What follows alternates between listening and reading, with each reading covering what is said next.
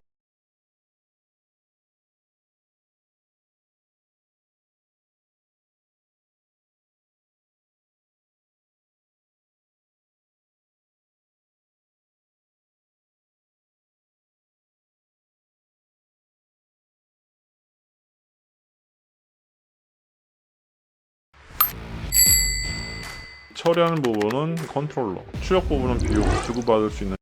네, 반갑습니다. 오늘 이 영상을 끝까지 보신 후엔 SQL에서 null의 의미와 null이 포함된 비교 연산을 수행할 때 어떤 놀라운 결과가 나올 수 있는지를 배우게 됩니다. 자, 그럼 오늘도 고고싱! 먼저 지난 내용부터 간단하게 리마인드를 할게요. 자, 우리는 지난 영상들을 통해서 IT 회사의 RDB를 만들었어요. 이때 사용했었던 RDBMS는 MySQL이었고요. 그래서 이렇게 IT 회사와 관련된 4개의 테이블들을 만들었어요. 그리고 이 테이블에 데이터를 추가하고 수정하고 삭제하는 것들을 배워봤고, 셀렉트 문을 통해서 간단하게 조회하는 방법과 또 서브쿼리를 통해서 조금 더 복잡하게 조회하는 방법을 배웠습니다. 자, 그러면 오늘은 뭘 할 거냐면 SQL에서 null의 의미가 무엇이고 이 null과 비교 연산을 하게 되면 SQL은 그 결과를 어떻게 처리를 하는지 그것을 배워보도록 할게요. 먼저 SQL에서 null의 의미를 살펴볼게요. SQL에서는 이 null의 의미가 크게 이 3가지의 의미를 가지는데요. 먼저는 unknown이라는 의미를 가집니다. 그러니까 알려지지 않았다라는 거죠. 예를 들어서 누군가의 생일 정보가 null로 처리되어 있다면 그러면 분명 그 사람의 생일은 있을 건데 그 생일이 아직 알려지지 않았다라는 거잖아요. 이런 의미에서 null이 unknown의 의미를 가질 수 있고요. 또 어떤 의미를 가질 수 있냐, unavailable 혹은 withheld라고 해서 본인의 생일 정보를 공개를 하지 않은 거예요. 뭐 여러 이유가 있을 수 있겠죠. 민감한 개인 정보기 때문에 공개를 하지 않았다든지. 그래서 이때 이 null의 의미는 그 생일 정보를 이용할 수 없다, 그런 의미를 가질 수가 있는 겁니다. 그리고 또 null이 어떤 의미를 가질 수 있냐, 예를 들어서 이번에는 집 전화로 예를 들어 볼게요. 살펴볼게요. 요즘은 따로 집에 전화를 설치하지 않는 경우가 많잖아요. 핸드폰이 워낙 대중화가 되어 있으니까 집에 아예 전화를 설치를 하지 않아요. 그러면은 만약에 집 전화 정보를 저장하고 싶은데 집에 전화기 자체가 없으면은 그러면은 얘는 아예 해당 사항이 없는 거잖아요. 집에 전화기가 없으니까요. 그러면 이런 경우에는 널의 의미는 not applicable이 되는 겁니다. 그러니까 적용할 수가 없어요. 해당 사항이 아닌 겁니다. 그래서 SQL에서는 이렇게 다양한 의미를 하나의 널로 표시를 해요. 따로따로 구분하지 않고 그냥 하나의 널로 처리를 합니다. 그러면 우리가 지난 시간에 IT 회사의 RDB를 정의를 하면서 임직원의 정보를 저장할 수 있는 employee 테이블을 이렇게 만들어줬어요. 그리고 거기에 데이터를 넣어줬습니다. 그런데 예를 들어서 임직원의 아이디가 14인 그 임직원의 생일 정보가 지금 널로 되어 있고 마찬가지로 아이디가 15인 임직원의 생일 정보가 또 널로 되어 있어요. 그러면 이 널의 의미는 뭐 여러 가지 의미가 있을 수가 있겠죠. 그 생일 정보를 아직 업데이트가 안 된 걸 수도 있고 혹은 본인이 개인정보에 민감해서 생일 정보를 공개를 하지 않은 걸 수도 있고 여러 가지 이유가 있을 수가 있는 거예요. 그래서 이렇게 널의 의미는 여러 가지 의미를 가질 수가 있는데 자 여기서 중요한 건 뭐냐면 지금 아이디가 14인 임직원의 생일이 널이고 또 아이디가 15인 임직원의 생일이 널이라고 해서 둘 다 이렇게 널이니까 이 두 분의 생일은 동일하다 이렇게 볼 수 있을까요? 당연히 이렇게 볼 수가 없죠. 업데이트가 안 되거나 공개를 하지 않았을 뿐인 거지 이 두 분의 생일은 같을 수도 있고 다를 수도 있는 거잖아요. 그래서 이 SQL에서는 널과 비교를 할 때는 같다 혹은 다르다라고 단정 지을 수가 없는 겁니다. 자 그러면 잘 보세요. 여기 벌스테이트가 널인 employee의 아이디를 가져오는 select 문이 있습니다. 그런데 얘는 실행을 하게 되면 아무것도 가지고 오지 않습니다. 그러면 이 결과를 보고 아무것도 가지고 오는 게 없으니까 employee 테이블에서 생일 정보가 널인 것은 아무것도 없나 보다 그렇게 생각하시면 안 됩니다. 여기서 어떤 함정이 있냐면 지금 얘를 쓰면 안 돼요. 널과 비교를 할 때는 같다라는 이 비교 연산자를 사용하면 안 됩니다. 그러면 어떻게 해야 되냐? 이때는 이렇게 is라는 연산자를 사용을 해야 됩니다. 그래야 실제로 이 벌스테이트가 널인 그 employee의 아이디를 이렇게 제대로 가지고 올 수가 있는 거예요. 만약에 생일 정보가 널이 아닌 임직원들의 아이디를 가지고 오고 싶다면 그러면 이때는 is not을 사용하면 되는 겁니다. 그래서 널과 같은지 아닌지 비교하기 위해서는 이 is라는 연산자를 사용을 해야 된다. 그것을 잘 기억을 해주시면 좋을 것 같습니다. 자 그러면 이번에는 널과 관련돼서 이 3valued 로직에 대해서 살펴볼게요. 그러니까 SQL에서 널과 비교 연산을 하게 됐을 때 그 결과를 어떻게 처리하게 되는지 그것을 한번 배워보도록 하겠습니다. 자 아까 이렇게 employee 테이블이 있었어요. 그러면 이 employee 테이블에 대고 생일이 90년 3월 9일인 임직원을 조회하는 이런 select 문을 실행을 한다고 해보겠습니다. 그러면 이 select 문을 실행을 하게 되면 이 birthday 컬럼에서 90년 3월 9일 생일을 찾을 거잖아요. 그런데 여기 이렇게 널이 있어요. 그러면 이 널과 비교하게 되면 널은 90년 3월 9일이 아니니까 이 두 개 각각에 대해서는 비교 연산의 결과가 false를 리턴할 거라고 생각하기 쉽잖아요. 왜냐하면 우리가 프로그래밍을 할 때 생각을 해보면 보통 이런 경우에는 false가 나오니까요. 그래서 얘는 false가 나올 수 있을 거라고 생각할 수 있는데 그런데 아까 앞에서 설명드렸던 것처럼 SQL에서는 이 널이 여러 가지 의미를 가질 수가 있고 그래서 지금 생일 정보를 공개를 하지 않았거나 아직 업데이트가 되지 않았거나 혹은 아직 알려지지 않아서 그래서 널일 뿐인 거지 실제로 어쩌면 이분들의 생일이 90년 3월 9일과 같을 수도 있는 거잖아요. 물론 다를 가능성이 더 크겠지만요. 그러면 SQL에서는 널과 이렇게 비교 연산을 했을 때 어떻게 처리를 하느냐? unknown이라고 처리를 합니다. true 혹은 false라고 처리를 하는 것이 아니라 이렇게 unknown이라고 처리를 하는 게 아주 중요한 거예요. 그래서 이 unknown의 의미는 true일 수도 있고 false일 수도 있다 그런 의미를 가지는 겁니다. 그래서 SQL에서 3valued logic은 무엇을 의미를 하느냐 비교 혹은 논리 연산의 결과로 true 혹은 false 뿐만 아니라 unknown이라는 값을 가질 수 있다. 이게 바로 3valued logic의 의미인 겁니다. 자 그래서 예를 들어 볼게요. 여기 이렇게 비교 연산을 하는데 1과 1이 같은가 라고 했을 때 당연히 true죠. 1과 1이 다른가 했을 때 당연히 false입니다. 그런데 이제부터 이렇게 널과 비교를 하면 어떻게 되냐? 어떤 연산자를 가지고 비교를 하든 널과 비교를 할 때는 unknown이 됩니다. 심지어 널과 널을 비교를 할 때도 unknown으로 처리가 돼요. 왜 이렇게 되냐면 이 널이라는 값이 만약에 실제로 어떤 유효한 값을 가질 수 있었다면 그렇다면 그게 어떤 값인지에 따라서 이들 결과가 true일 수도 있고 false일 수도 있기 때문에 그래서 이런 경우에 SQL은 unknown이라고 처리를 해주는 거예요. 그래서 이 비교 연산을 수행할 때 어느 한쪽에 널이 있으면 그러면 그 결과는 무조건 unknown이 됩니다. 이게 아주 중요한 포인트인데 왜 그런지는 뒤에서 자세히 살펴보겠습니다. 자 그러면 이번에는 and, or, not의 논리 연산에 대해서 unknown을 포함하게 되면 어떻게 되는지를 살펴볼게요. 자 먼저 and부터 살펴보면 자 이렇게 true, false, unknown이라고 컬럼에 써놨고 또 true, false, unknown이라고 row에 써놨습니다. 그러면 이 테이블은 대칭 구조가 되기 때문에 우리는 이렇게 잘라서 이 부분만 살펴보도록 하겠습니다. 자 그러면 and 연산에 대해서 unknown과 관련된 부분만 살펴볼게요. 살펴볼게요. 자, true랑 unknown을 AND 연산하게 되면 이때 unknown입니다. 왜냐면 이 unknown이 true일 수도 있고 false일 수도 있기 때문에, 그래서 true와 unknown을 AND 연산으로 묶게 되면 unknown이 되는 거고요. false와 unknown을 AND 연산으로 묶게 되면 false가 있기 때문에 얘는 무조건 false겠죠. 그리고 unknown과 unknown을 AND 연산을 하게 되면 이때 unknown이 되는 겁니다. 자, 이번에는 OR 연산을 살펴볼게요. true와 unknown을 OR 연산하면 이 true 때문에 이 OR 연산의 결과는 true가 되겠죠. 그 다음에 false와 unknown을 OR 연산을 하면 이 unknown 값에 따라서 이 결과가 true일 수도 있고 false일 수도 있기 때문에 얘의 결과 또한 unknown이 됩니다. 그리고 unknown과 unknown을 OR 연산하면 얘도 마찬가지로 unknown이 되는 거예요. 그 다음에 not에 대해서 unknown을 하게 되면 이 unknown이 true일 수도 있고 false일 수도 있기 때문에 이 값에 대한 not은 또 마찬가지로 true일 수도 있고 false일 수도 있으니까 얘의 결과 또한 unknown이 됩니다. 이해가 되시죠? 그래서 이 논리 연산을 수행을 할 때 unknown이 포함되면 어떤 결과가 나오는지 이런 것도 잘 유념을 해주셔야 돼요. 이걸 왜 잘 인지를 해주셔야 하냐면 이제 매우 중요한 부분인데요. 이 웨어절에서 이 웨어절의 컨디션 있잖아요. 이 컨디션의 결과가 true인 그 튜플에 대해서만 선택을 해요. 그러니까 이 웨어절은 우리가 앞선 영상에서 살펴봤던 것처럼 select 문에서도 사용될 수 있고 update나 delete 문에서도 사용될 수 있잖아요. 그러면 웨어절에 사용되는 이 컨디션의 결과가 true인 그 튜플스에 대해서만 조회를 하거나 업데이트를 하거나 딜리트하게 되는 겁니다. 그러니까 만약에 그 컨디션의 결과가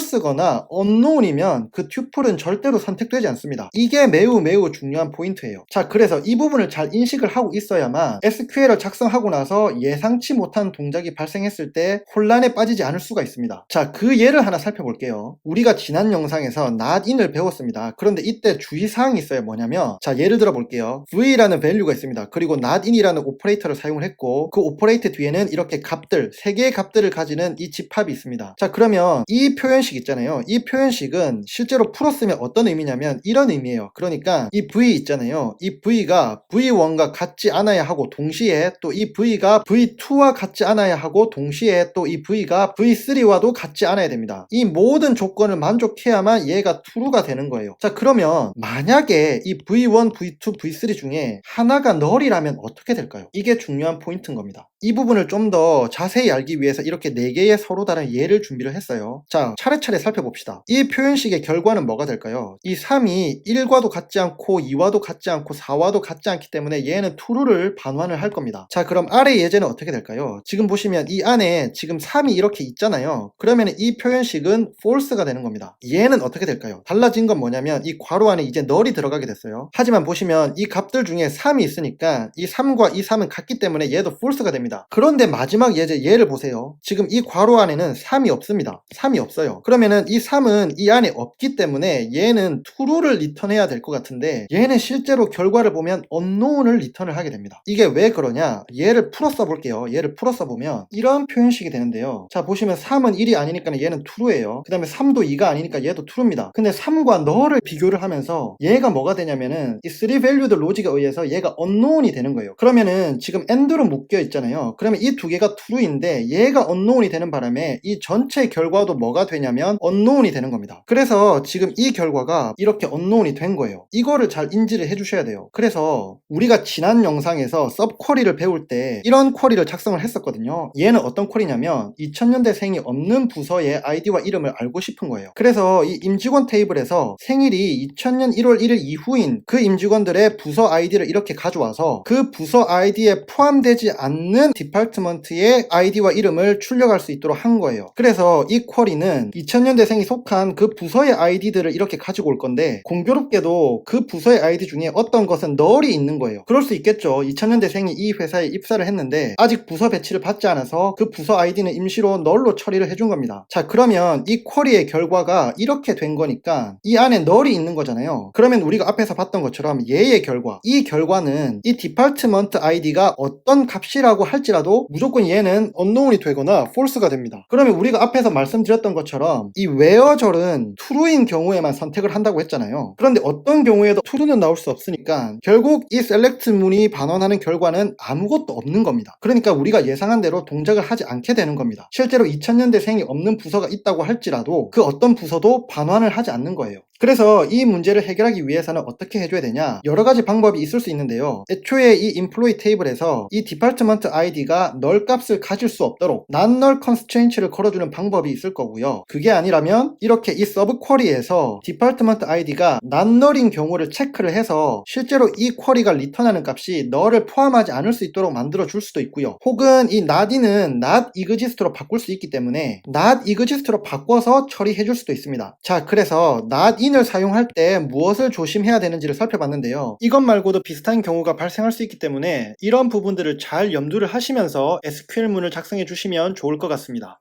네, 오늘 준비한 영상은 여기까지입니다. 사실 오늘 이 내용은 지난 영상에 같이 포함을 시키려고 했었던 건데 너무 영상이 길어져서 나누어서 소개를 하게 됐습니다. 자, 오늘 이 부분 중요한 부분이었으니까 잘 기억을 해주시면 좋을 것 같고요. 끝까지 봐주신 모든 분들 정말 최고시고요. 저는 그러면 또 다음 영상을 준비하러 가보겠습니다. 감사합니다. 근데 비밀이에요. 엄마한테 말하는 거 신발자가 됐다. 동생이 아프진데요. 수술비를 병원비까지 포함하면 돈이요. 엄마 무지하겠죠. 거기에 신발까지 하면 더 많아지잖아요. 그러니까요. 비밀이에요.